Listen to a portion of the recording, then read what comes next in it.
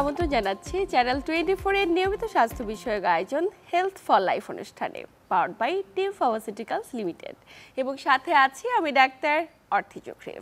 দর্শক, সারা দেশে তীব্র দাবদাহে বিপর্যস্ত জনজীবন।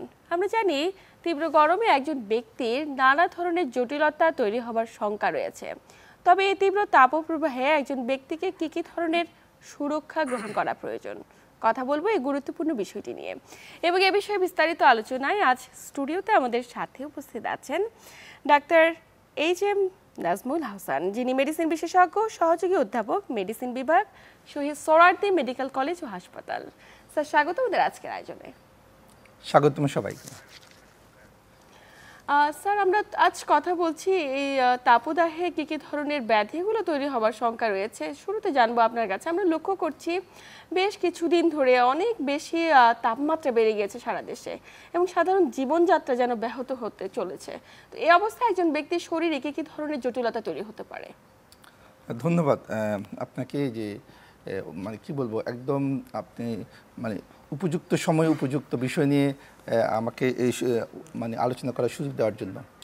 দেখেন, আমরা এই সময়ে আমরা সবাই জানি এই তাপমাত্রাজনিত আমরা যে তীব্র দাবদাহজনিত আমরা এই যে বিভিন্ন সমস্যার মধ্যে আছি। তো আমি কয়েকটা জিনিস খুব সহজ ভাষায় আমি আপনাদেরকে একটু জানাতে চাই। আমরা প্রথমত একটা টার্ম যেটাকে আমরা বলি হিট স্ট্রেস।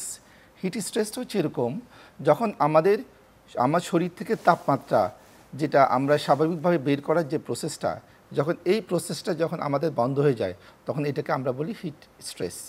এবং এই হিট স্ট্রেসটা যদি চলতে থাকে, পরবর্তীতে আমাদের এই অধিক তাপমাত্রার জন্য বিভিন্ন ধরনের শারীরিক অসুবিধাগুলো দেখা দেয়। এবং এগুলো কিন্তু অনেকগুলা মৃদু থেকে শুরু করে এটা মারাত্মক, যেটা আমাদের যে মৃত্যু পর্যন্ত ঘটাতে পারে, এই ধরনের সমস্যাগুলো তৈরি করতে পারে। তো আমি যদি প্রথম থেকে বলি, প্রথম হচ্ছে হিট র্যাশ বলি আমরা। আচ্ছা, হিট র্যাশটা হচ্ছে এরকম, এটার সাথে বাচ্চাদের বেশি হয়, যে এই তীব্র গরমে দেখা যায় ঘামাচির মতো আমাদের ছোট ছোট লাল লাল এবং অনেক ক্ষেত্রে পেইনফুল কিছু কিছু র্যাশ হতে পারে সারা শরীরে এই তাপমাত্রাতে কারণে আর কি। তো এটা বাচ্চাদের ক্ষেত্রে বেশিরভাগ ক্ষেত্রে আমরা যেটা বলি যে আমরা যে কাভারিং এরিয়া, যে আমাদের জামা কাপড় গায়ে দিয়ে যে জায়গাগুলো ঢাকা থাকে, এই জায়গাগুলোতে কিন্তু বেশি হতে পারে। তো এটা যদি হয় তখন আমরা, আচ্ছা এটা হলো একটা। দুই নম্বর হচ্ছে হিট ইডিমা হতে পারে। হিট ইডিমাটা হচ্ছে এরকম, আমরা হাত এবং পা এটা ফুলে যেতে পারে। কারণ হিটের আমাদের বডির একদম প্রথম কাজটা হচ্ছে যে এই হিটটা বের করে দেওয়ার জন্য আমাদের ত্বকের নিচে যে আমাদের যে ভেসেলসগুলো থাকে, রক্তনালীগুলো, এগুলোকে প্রসারিত করে দেয়। প্রসারিত, যেটাকে আমরা বলি ভেসোডাইলেটেশন। এবং এই প্রসারণের ফলে আমাদের পরবর্তীতে ঘাম হয়ে আমাদের তাপমাত্রাটা আমরা বের করে দিই। হ্যাঁ, এই প্রসেসটা প্রাথমিক আমাদের যে বডির ডিফেন্স মেকানিজম, সেটা হচ্ছে আমরা বলি ভেসোডাইলেটেশন।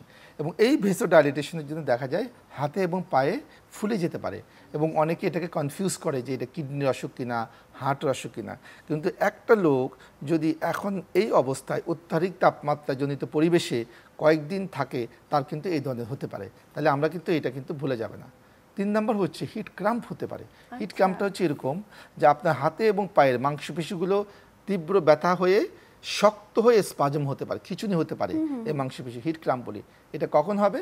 যেমন ধরেন, আপনি তীব্র গরম থেকে বাসায় আসলেন, এসে আপনি যেটা করলেন, ঢকঢক করে আপনি 1/2 লিটার 1 লিটার পানি খেয়ে ফেললেন, এবং যে পানিতে শুধুমাত্র প্লেন ওয়াটার, কোনো লবণ নাই, অন্য কিছু নিউট্রিশন নাই। তাহলে হবে কি, আমরা তীব্র গরম থেকে এসে সাথে সাথে যদি আমরা ঢকঢক করে যদি আমরা অনেকখানি পানি খেয়ে ফেলি, পরবর্তীতে দেখা যায় আমাদের কিন্তু লবণজনিত শূন্যতা হয়। কিন্তু কারণ আমাদের ঘামের সাথে প্রচুর পানির সাথে প্রচুর লবণ বের হয়ে যায়। আমরা যদি লবণগুলোর ঘাটতি যদি পূরণ না করি, তাহলে কিন্তু আমাদের এই জটিলতা হিট ক্রাম্প হতে পারে।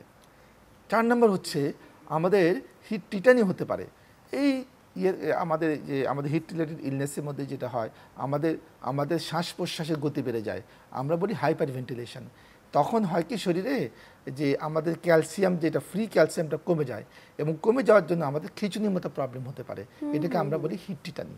আরেকটা হচ্ছে হিট সিনকোপ। এটা খুবই কমন।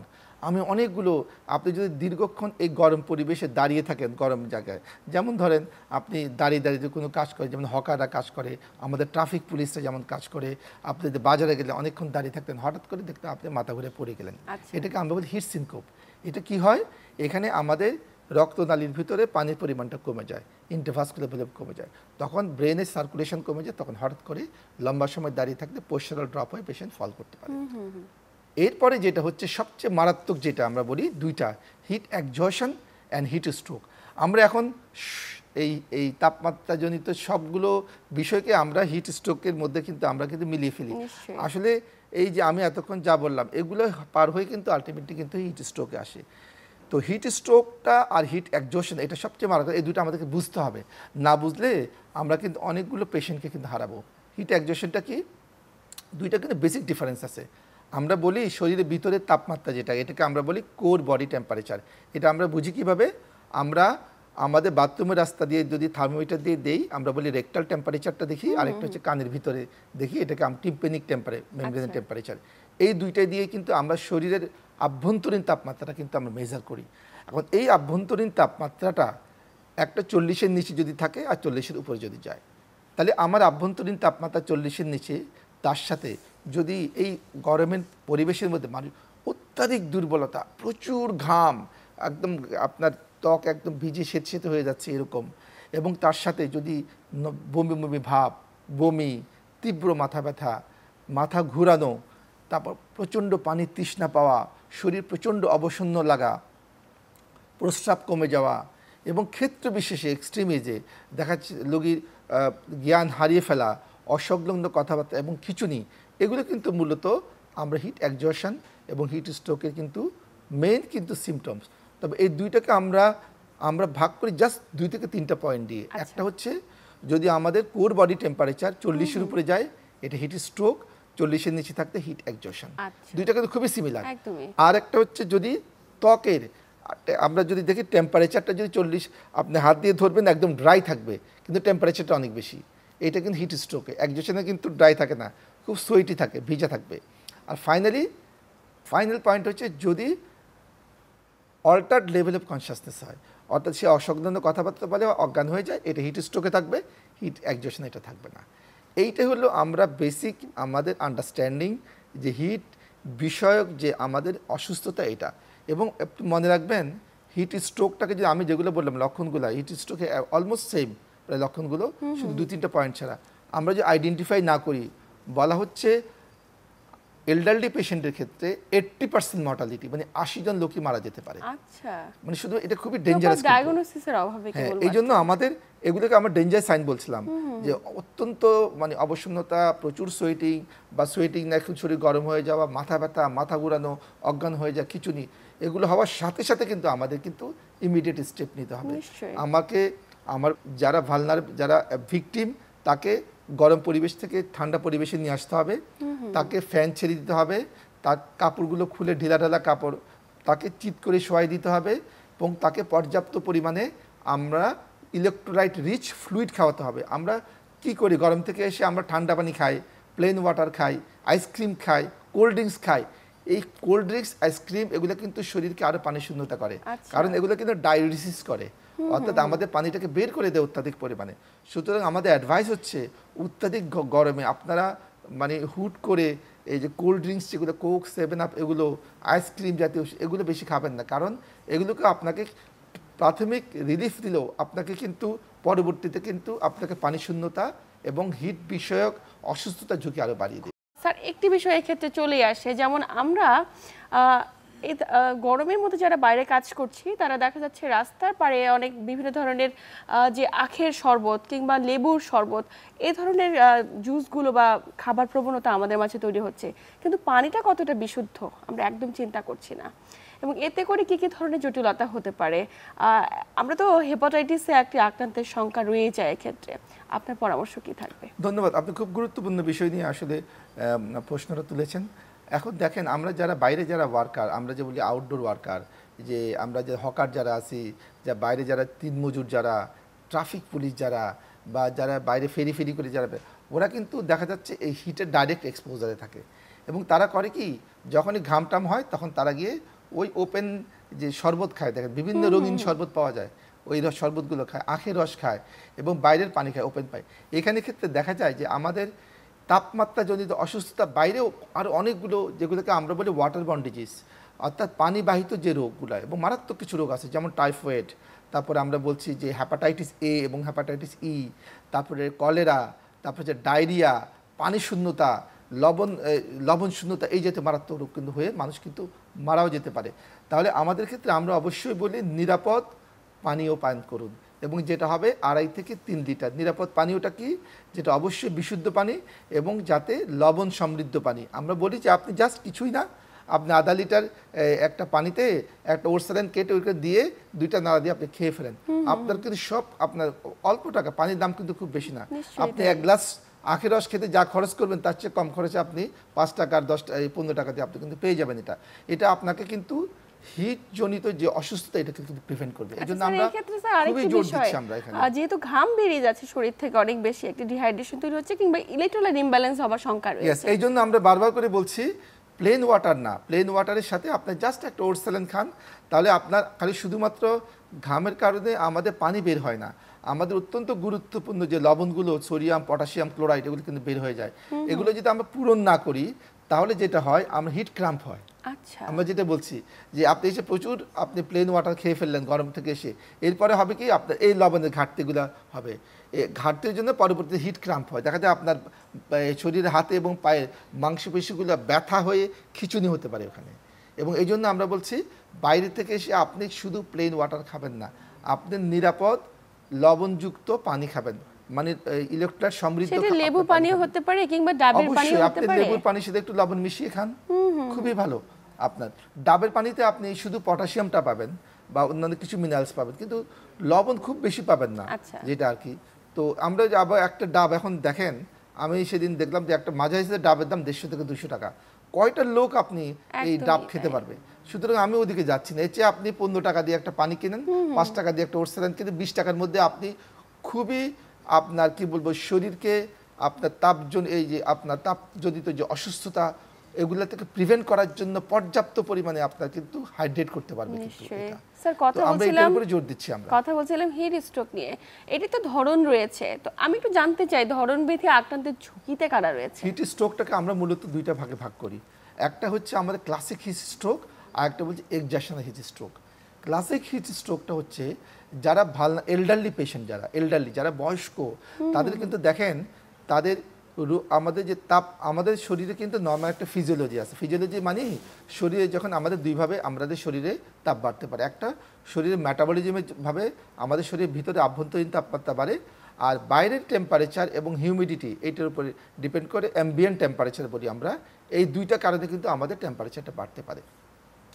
বয়স্ক রোগী যারা, তাদের ক্ষেত্রে আমাদের এই যে আমাদের যখন তাপমাত্রা বাড়ে তখন আমরা শারীরিক কিছু আমাদের আল্লাহ প্রদত্ত কিছু ব্যবস্থা আছে, আমরা একটা ফিজিওলজিক্যাল প্রসেস, এর মাধ্যমে আমরা এটা কিন্তু অ্যাডাপ্টেশন করে নিই। কিন্তু এল্ডারলি পেশেন্টরা এটা পারে না। এদের ক্ষেত্রে দেখা যায় যে নর্মাল ফিজিওলজিক্যাল যে আমাদের যে আমরা বলি অ্যাডজাস্টমেন্ট বডির যে তাপমাত্রাটাকে বেড়ে গেলে বের করে দেওয়া, এই জিনিসটা তাদের বডিতে কিন্তু পারে না, এই জন্য এরা খুব ভালনারেবল থাকে। তো দেখা যায় তাদের এই হিটটা যখনই বাড়ে, মানে একটু যেটা সাধারণ মানুষ আক্রান্ত হওয়ার কথা না, কিন্তু এই অল্প তাপমাত্রা বাড়াতে কিন্তু এই এল্ডারলি পেশেন্টগুলো কিন্তু তাদের ক্ষেত্রে হিট স্ট্রোক ডেভেলপ করতে পারে। এবং এক্ষেত্রে আরেকটা বলছি আমরা exertional heat stroke. Exertional heat stroke মানে সে হেলদি একটা লোক, সব কিছু তার ঠিক আছে, তার নর্মাল বডি ফিজিওলজিও ঠিক আছে, তাপমাত্রা বের করতে পারে, কিন্তু দেখা যাচ্ছে সে অত্যাধিক গরমে অত্যাধিক পরিশ্রমের কাজ করছে। এই যে যেমন ধরেন ঠেলাগাড়ি সে ঠেলছে, তারপরে সে যেমন ট্রাফিক পুলিশ অনেকক্ষণ দাঁড়ায় আছে, এই যে তারপরে ম্যানুয়াল ওয়ার্কার যারা, কনস্ট্রাকশন ওয়ার্কার যারা, খুবই কমন। কিন্তু এদের ক্ষেত্রে দেখা যায় যে অত্যাধিক পরিশ্রম করার জন্য বডির মেটাবলিজম বেড়ে ইন্টারনাল টেম্পারেচারটা বেড়ে যাচ্ছে, এটার জন্য কিন্তু তাদের কিন্তু হিট স্ট্রোক হচ্ছে। বাইরের টেম্পারেচার খুব বেশি না হলেও এরা কিন্তু হিট স্ট্রোকে আক্রান্ত হচ্ছে। তাহলে দেখেন এই দুইভাবে ক্লাসিক এবং এক্সারশনাল, এই দুইভাবে কিন্তু আমাদের হিট স্ট্রোক কিন্তু আক্রান্ত হচ্ছে। এবং আমরা যারা 2 নম্বর গ্রুপ যারা আমরা যেটা বলি এক্সারশনাল, এদের ক্ষেত্রে আমরা কিন্তু কয়েকটা নির্দেশনা আমরা উপদেশ কিন্তু দেই। নাম্বার 1 হচ্ছে যে তাদেরকে রিশিডিউল করা কাজের টাইমটা। যেমন আমরা বলছি আপনি ম্যাক্সিমাম টেম্পারেচার যে সময়টাতে সকাল 10টা থেকে দুপুর 3টা পর্যন্ত আপনি আপনার এই কাজের টাইমটাকে চেঞ্জ করে ফেলেন। আর্লি আওয়ারে সকালবেলা করেন এবং বিকালের দিকে করেন যখন টেম্পারেচারটা কম থাকে, আর দুপুর টাইমটা আপনি বিশ্রামে থাকেন। তাতে করে তাদের যে আমরা যে এক্সারশনাল যে হিট স্ট্রোক, এটা চান্স কিন্তু কমে যায়। 2 নম্বর হচ্ছে যারা ধরুন অত্যাধিক রোদে থাকে, যেমন আমাদের ট্রাফিক পুলিশ যারা, এরা কিন্তু খুবই কিন্তু আমরা বলি যে এই আমরা একটা পরিশ্রমের কাজ করে এই রোদের মধ্যে দাঁড়িয়ে দাঁড়িয়ে কিন্তু তারা কিন্তু আপনি দেখেন দাঁড়িয়ে দেয়। তো এদের ক্ষেত্রে আমাদের পরামর্শ হচ্ছে আপনি 2 ঘন্টা পর পর আপনি একটা ছায়াযুক্ত স্থানে গিয়ে আপনি একটু ঠান্ডা বাতাসে কিছুক্ষণ সময় কাটান। 10 থেকে 15 মিনিট কাটালে কিন্তু আপনার এই হিটজনিত যে অসুস্থতা, হিট স্ট্রোক, এটা কিন্তু আর হবে না। তো এই জন্য আমরা বলছি যারা এই ম্যানুয়াল ওয়ার্কার, যারা বাইরে পরিশ্রমের কাজ করে, যারা ট্রাফিক পুলিশ, যারা কনস্ট্রাকশন ওয়ার্কার, এদেরকে বলি যারা তীব্র গরমে কাজ করবে 2 ঘন্টা পর পর যাতে তারা বিশ্রাম নেয়। তাতে করে তাদের কিন্তু হিটজনিত যে স্ট্রোক, এটা ঝুঁকি কমে যাবে। আর যেটা প্রথম একে বলছিলাম যে যাদের ভালনারেবল গ্রুপ, যারা কার্ডিয়াক পেশেন্ট, যারা এল্ডারলি পেশেন্ট, এই বিষয়টি স্যার খুবই জরুরি এই মুহূর্তে। আমাদের দেশে অসংখ্য ব্যক্তি রয়েছেন, বয়োজ্যেষ্ঠ বাবা মারা রয়েছেন, যাদের ইমিউনো কম্প্রোমাইজড, যারা বিভিন্ন ধরনের মেডিসিন গ্রহণ করছেন, কোমরবিডিটি রয়েছে। আপনি যেমনটি বলছিলেন হৃদরোগে আক্রান্ত, ডায়াবেটিস কিংবা উচ্চ রক্তচাপ প্রতিটা ঘরে ঘরেই রয়েছে এমন অসংখ্য বাবা মা। তাদের ক্ষেত্রে বাড়তি কি সতর্কতা গ্রহণ করা প্রয়োজন? দেখেন যারা হৃদরোগের যারা রোগী, এদের ক্ষেত্রে আমরা হয় কি তাপমাত্রা যখন আমাদের বেড়ে যায় তখন বডিতে কিছু চেঞ্জ হয়, আমরা বলি ভেসো ডাইলেটেশন হয়। তখন হয় কি আমাদের রক্তের চলাচল, কার্ডিয়াক আউটপুটটা বেড়ে যায়, আমরা বলি রক্ত চলাচলের গতিটা বেড়ে যায়, এবং একই সাথে তাদের যেটাকে ভেসো ডাইলেটেশনের প্রেশার কিন্তু কমে যায়, তাদের পালস রেটটা বেড়ে যায়। তখন দেখা যায় এদের ক্ষেত্রে দেখা যায় যে পোস্টারাল ড্রপ বলেন, হার্ট ডিজিজ, তাদের আগে থেকে হার্ট ডিজিজ, তাদের নতুন করে হার্ট অ্যাটাক হতে পারে। হ্যাঁ, তো তাদের কিন্তু মৃত্যু ঝুঁকিটা কিন্তু অনেক বেড়ে যায়। এই জন্য আমরা বলছি যারা আগে থেকে প্রি এক্সিস্টিং বা যারা যে কোমরবিড পেশেন্ট, যারা আগে থেকে হার্টের অসুখ, আগে সিকেডি রোগী, সিএলডি রোগী, আগে থেকে তাদের আপনার পালমোনারি ডিজিজ যেমন অ্যাজমা, সিওপিডি, যারা এদের ক্ষেত্রে আমরা খুবই সতর্ক থাকার জন্য বলছি যে অত্যাধিক তাপমাত্রাজনিত পরিবেশ থেকে অবশ্যই তাদেরকে কিন্তু দূরে রাখতে হবে। ঠান্ডা এবং বাতাসযুক্ত এবং ওয়েল ভেন্টিলেশন যেখানে আছে এই পরিবেশে তাদেরকে রাখতে হবে। তৃষ্ণা না লাগলেও তাদেরকে কিন্তু আমাদের অন্তত কিছুক্ষণ পর 2 ঘন্টা বা 3 ঘন্টা পর পরে কিন্তু আমাদেরকে বিশুদ্ধ, আমরা যেটা স্বাস্থ্যকর পানি বলতে আমরা বোঝাচ্ছি লবণ সমৃদ্ধ পানি খাওয়াতে হবে এই সময়টাতে, এবং তাদেরকে নিয়মিত ডাক্তারের সাথে কন্ট্যাক্ট রেখে তাদের ফিজিক্যাল যে কন্ডিশনটা সেটা অ্যাসেস করে প্রয়োজনীয় ব্যবস্থা নিতে হবে। যদি আমরা এটা করতে পারি তাহলে কিন্তু তাদেরকে হিট স্ট্রোক বা হিট এক্সজশন কারণে যে মৃত্যুর ঝুঁকিটা আমরা যেটা বলছিলাম এল্ডারলি পেশেন্ট 80%, এটা আমরা অনেকখানি কিন্তু কমায় নিয়ে আসতে পারবো। এই জন্য আমরা এই গ্রুপটার উপর বেশি জোর দিব, যারা এল্ডারলি পেশেন্ট, যারা প্রেগনেন্ট, যারা ওবেস, যারা সাইকিয়াট্রিক পেশেন্ট, যারা অনেকগুলো ওষুধ খান, এই গ্রুপটাকে they are very prone to develop heat related illness, specially heat stroke and heat exhaustion. তাহলে এদেরকে আমরা অ্যাড্রেস করব, নিরাপদ পরিবেশ দিব, নিরাপদ তরল পানীয় পান করতে বলবো, স্বাস্থ্যকর লাইফ যেটা আমরা বলবো আমরা লাইট কালার জামা কাপড় পরবে, ঢিলাঢালা জামা কাপড় পরবে, ফ্যানের নিচে থাকবে, প্রয়োজনে অত্যাধিক গরম যখন হয় আমরা কোল্ড স্প্রে করতে পারি, জাস্ট স্প্রে করি না, একটা ঠান্ডা পানি দিয়ে স্প্রে করতে পারি আমরা 2 থেকে 3 ঘন্টা পর পর। এতে করে তাদের কিন্তু পারিপার্শ্বিকতা এবং শরীরের ভিতরে তাপমাত্রা নিয়ন্ত্রণে থাকবে, এবং তাদের যে ভিতরে যে রোগগুলো আছে আগে থেকে এইটার কারণে যে খুব সহজে যে তারা হিট স্ট্রোক হতে পারে এগুলা কিন্তু আমরা প্রিভেন্ট করতে পারবো। তো এইটাই হচ্ছে আমাদের উপদেশ, এবং এই সময়ে অবশ্যই তাদের ঘন ঘন তাদের যে স্পেশালিস্ট ডক্টর যে বিষয়ে যে আক্রান্ত তাদের সাথে যে তারা যোগাযোগ রাখে, যাতে করে ওইগুলো নিয়ন্ত্রণে থাকে, এবং পাশাপাশি যদি আমরা এগুলো খেয়াল করি তাদেরকে কিন্তু আমরা অনেকখানি মৃত্যু ঝুঁকি থেকে আমরা কিন্তু ফিরে নিয়ে আসতে পারি। আমরা একটু সচেতন হলেই হয়তো বা এই তাপপ্রবাহে আক্রান্ত যে জটিলতাগুলো এগুলো অনেকখানি কমিয়ে আনা সম্ভব। আমরা আলোচনার একদম শেষ প্রান্তে আপনাকে আন্তরিক ধন্যবাদ গুরুত্বপূর্ণ তথ্য এবং পরামর্শের মাধ্যমে দর্শককে উপকৃত করবার জন্য। আপনাকে ধন্যবাদ এবং দর্শকদের ধন্যবাদ। প্রিয় দর্শক, এই ছিল আমাদের আজকের আয়োজন। এতক্ষণ সাথে থেকে আমাদের আয়োজন দেখার জন্য সবাইকে আন্তরিক ধন্যবাদ।